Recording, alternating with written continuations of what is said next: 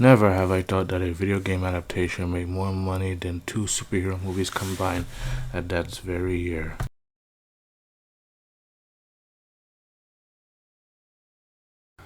I gotta say, despite not being big into Mario, I was actually quite looking forward to this movie. Unlike his old rival, the Italian plumber has not seen himself in a lot of media outside of his games, the closest of which, of course, is the 1993 live-action feature starring Bob Hoskins. Obviously, we all know how that movie turned out, and it was because of the reputation, the reception that it had. Nintendo vowed for any of their other properties to be adapted into live action. That is until 2019's Detective Pikachu came out, and I guess you could say, along with that, and of course, the success of Sonic the Hedgehog had led Nintendo to continue to try again with their iconic mascot. Of course, things didn't really start out so great since it was told that it was going to be handled by Illumination. Illumination is known for having a track record of producing very safe, average children's movies that, despite them not being the best of quality, yet they still manage to make a profit regardless. Now, aside from the original Despicable Me, Hop, The Lorax, and The Grinch, I have not seen many of their other work. I actually did kind of like the original Despicable Me, and I'm one of the very few that didn't totally hate the Grinch. As for the other two, we do not talk about that around here. No. And of course, when the announcement of the cast has spread out, it got even more controversial. And I'm one of the few who was a bit concerned about this decision going forward. Now, this is an issue that I've been noticing to have when it comes to a lot of these movies, especially animated movies, where they rely so heavily on their celebrities, to voice act their work, rather than just having traditional voice actors to do the job.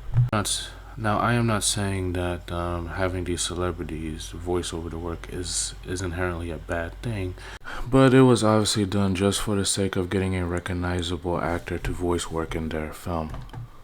I even think that this is pretty much a stupid idea to do it based on an established, not so much of an established, but a very highly iconic property as Super Mario. Like, this is the face of video games, and yet you're relying on celebrity voice actors to sell your movie. I think the character himself is enough to sell the property. Just have someone who you think is capable enough to do the job. You don't need a celebrity voice actor to help prop up your movie. This is Mario. Alright, that's almost like saying that you have, say, a Mickey Mouse or a Bugs Bunny movie, but you use a celebrity actor to voice any of those characters just to sell your movie. That doesn't make any sense. These characters are well established, are iconic. They should sell their own. They should sell the movie themselves. All they have to do is just find someone who is capable of doing the voice work. That's it. That's all. But unfortunately, that isn't going to stop Hollywood and continuing on doing this trend. And as much as I am happy with the success that this movie has garnered, it does lead me into somewhat of a worrying trend that they could do this with their other video game adaptations, even ones that are basically animated. Now, originally, this movie was supposed to be released in December of last year around Christmas time, but got pushed back to April of this year. And for the record, I think it was best to do it that way, especially since 2022 was pretty much the year for Sonic. So I would say let the Blue Hedgehog have this year to himself, and then this year would definitely be the year of Mario. Now, despite all the concerns, I was really intrigued by a lot of the marketing that they had, like the posters and of course the trailers themselves. But of course, like many people, I was not entirely sold on Chris Pratt. Everybody else does a wonderful job, particularly Jack Black voicing Bowser.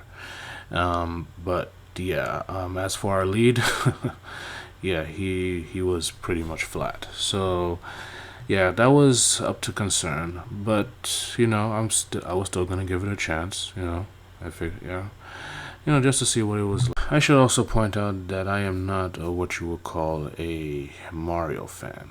I mean, don't get me wrong, I respect Mario in a lot of ways because, let's face it, without Mario, we would not be living in the realm of video games as we are today. I mean, Mario is what helped bring video games back to the map.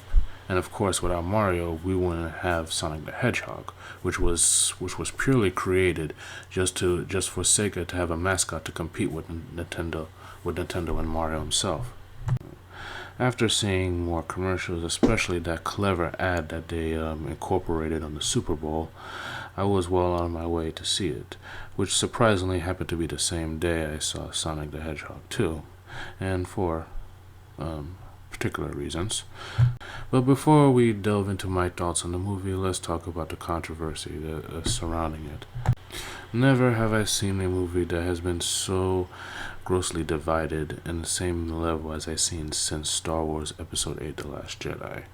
What's kind of funny about this one is that this is the reverse.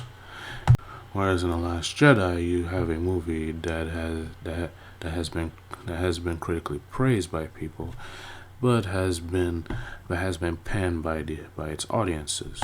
Here is the reverse, and I'm gonna be honest. I was actually taken in by these critiques at first. I didn't expect the movie to have the same level of praise as, say, Puss in Boots: The Last Wish, but I was almost expecting this to go at least in a level of, say, maybe a 70 or something. But hey, opinions are opinions of sorts, of course. But then again, Rotten Tomatoes has been pretty much a mixed bag for me for a couple of years, so yeah, it's not all that surprising. As for my thoughts on the movie, well, I enjoyed it, but it's obviously not perfect. This is definitely one of those movies that you probably are not going to remember so much when you walk out of the theater. Now, that isn't to say that the movie is bad, but it's a very unmemorable one. This is one of those movies that the more the days have passed by, the more your memories for the movie will pretty much dwindle to the point where you almost forget nearly everything, and that's kind of my experience with this movie. Now, to sum this all up, this is a very fast-paced story, which I know is what a lot of people say, but it's true. It's very fast-paced. There isn't enough time to breathe. There's not enough time to develop the characters. There is certainly not enough to have all that. Character building and relationship stuff going on. And from what I've heard from Mario's creator, Shigeru Miyamoto, that's exactly how he wanted the movie to be. He wanted it to be very simple, pretty much like how the games are, where the games aren't particularly well known for their story, but their, gameplay aspects. And that's exactly what this is. This is very much the video game come to life, through and through. Now, that is not to say that there aren't any character relationships going on. In fact, the strongest of the bunch is, well, obviously, the relationship between the two brothers themselves, Mario and Luigi. They are definitely the heart of the movie, and it's also nice to know that that they actually decided to have Luigi be the damsel in this movie instead of Princess Peach, because it gives Mario more of a reason to go to the Mushroom Kingdom rather than, for the sake of, rather than like how it is in games where it's mostly out of validation of sorts, even though it's from a character he doesn't really know. So yeah, I really like that they use that as the crux of the movie. Now, this also leads me into what I think is probably the biggest problem of this movie, and I know a lot of people also point this out. And I think that this movie is probably better off if it was called the Super Mario movie instead of the Super Mario Brothers movie, because obviously the whole point of this movie is to save Luigi. That is the main crux of this movie, is for Mario to save Luigi.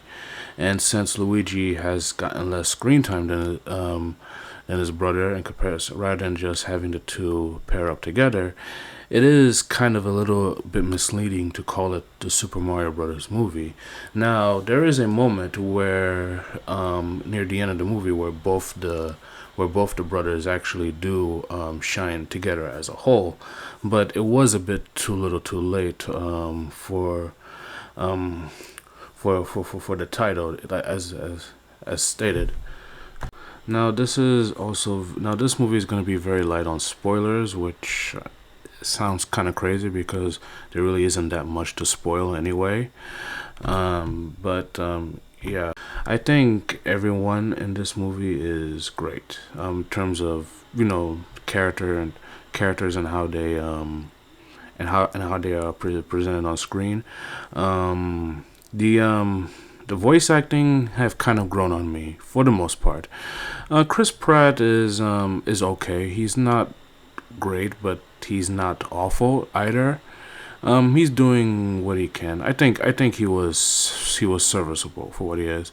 I really like Charlie Days as Luigi. I mean, to be honest, I was actually quite behind his voice portrayal of Luigi. Anna Taylor-Joy as Princess Peach was also great. I mean, I was also behind her in terms of her voice acting. Keegan Michael Key, I mean, just really did. I mean, I think he really probably had the most distinction out of most of the voice actors in this movie, because he's not because of the way he represent Toad in the movie is not how it's not how you expect Keegan Michael Key to sound like, but he does a really good job of pitching up his voice. I thought that was really good. Same cannot be said for Seth Rogen as Donkey Kong. He's not terrible, but yeah, he is just putting on his regular voice.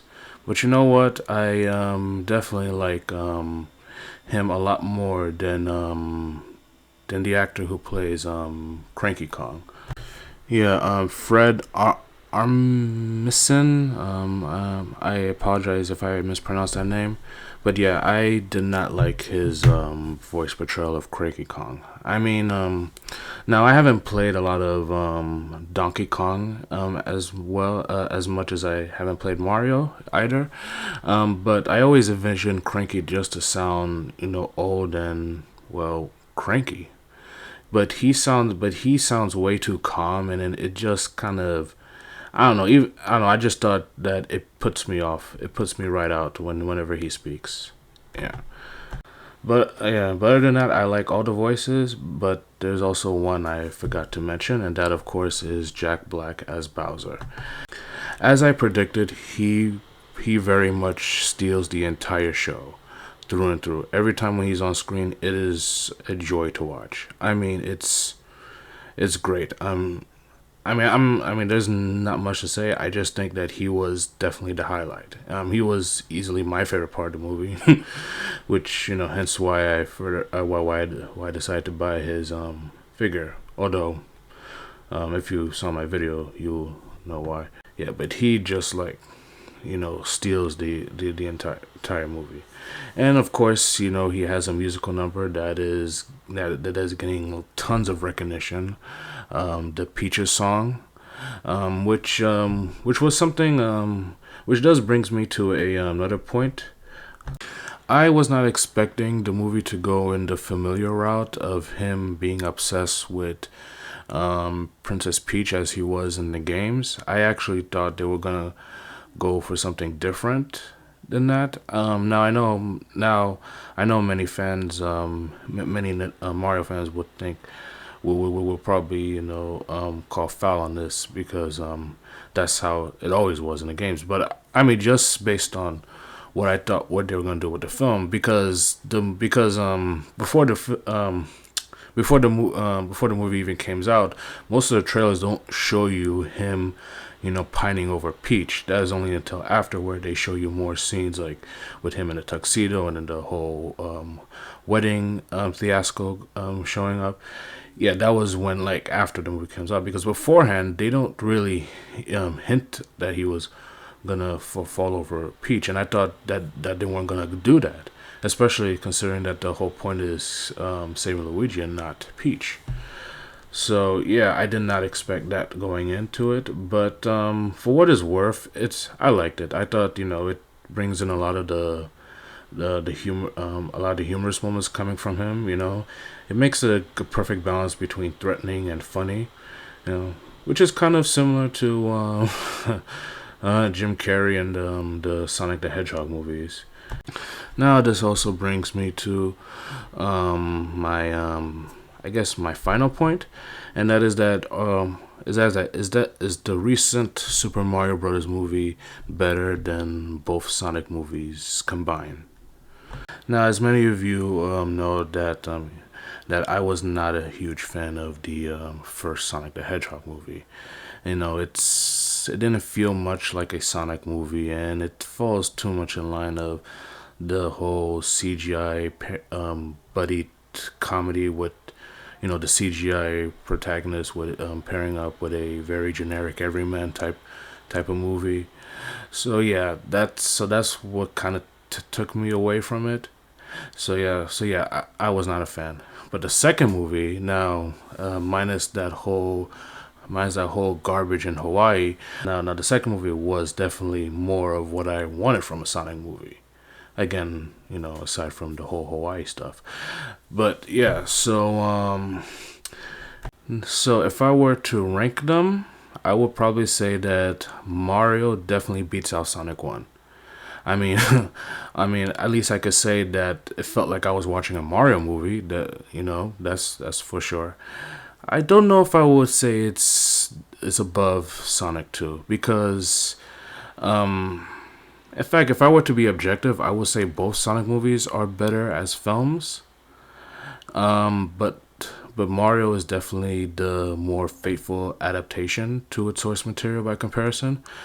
But yeah, I do not think I would put it over Sonic 2 because I think unlike Mario, Sonic 2 does have a stronger story. I mean, not a totally deep story, but if you're comparing the two movies, Sonic 2 has more of an in-depth story with its characters, and there's time to develop some of the characters, whereas Mario was just quick and fast paced. So in terms of that, I would say Sonic 2 is definitely better in terms of a better story in the movie. But hey, at least I like the wedding stuff in the Mario movie more than I did in Sonic 2. So yeah, Mario definitely gets a point for that part. Overall, I just don't know what else I can say. This is very much a safe movie. Pretty much, and considering that Illumination has a track record of playing things safe, I think they pretty much picked the better project for that. I mean, after all, it's Mario. Mario's always keen to play it safe when it comes to its stories. So yeah, this movie is very much a movie that's all about filling us with Easter eggs and references, and believe me, there's a lot of that. I mean, I don't play a lot of Mario, but I have seen, but they do bring up a couple of Easter eggs of certain stuff, and even from other Nintendo stuff, properties that they use. And then there's of course talks about the whole Nintendo Cinematic Universe, which I'm kind of 50-50 on. We're just gonna have to wait and see how that turns out. But yeah, like that's basically the whole point of this movie. It's just references. That's pretty much it. And I could kind of see where some of the critiques of critics who don't like the movie criticize the movie from, because obviously these critics have not played Mario, so how would they know what to what these moments are, especially when certain stuff aren't explained.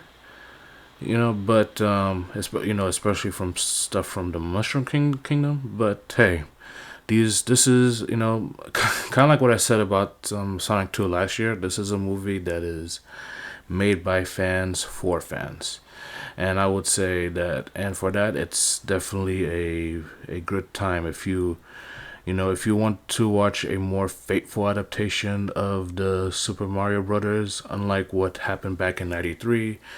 Definitely go out for it. Then again, this movie is a couple weeks old right now, and it's already making bank. I mean, this movie hasn't really hit Japan yet, and yet is already close to making $1 billion. I mean, this is huge, and this also is going to lead me into a topic I'm going to discuss next time. Yeah, so I would say stay tuned for that part. Anyway, yeah, so I hope you all enjoy this, and yeah, take care.